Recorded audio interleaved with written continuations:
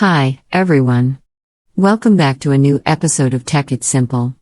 Today, in this video, I'm going to show you how you can download your Cleo application on your Android device. Keep watching the video till the end to download your Cleo application. Firstly, open your Play Store.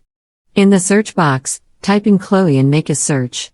The search results will be displayed on the screen.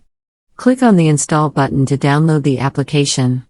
But if the application is not available in the Play Store in your region, open your AppCure application.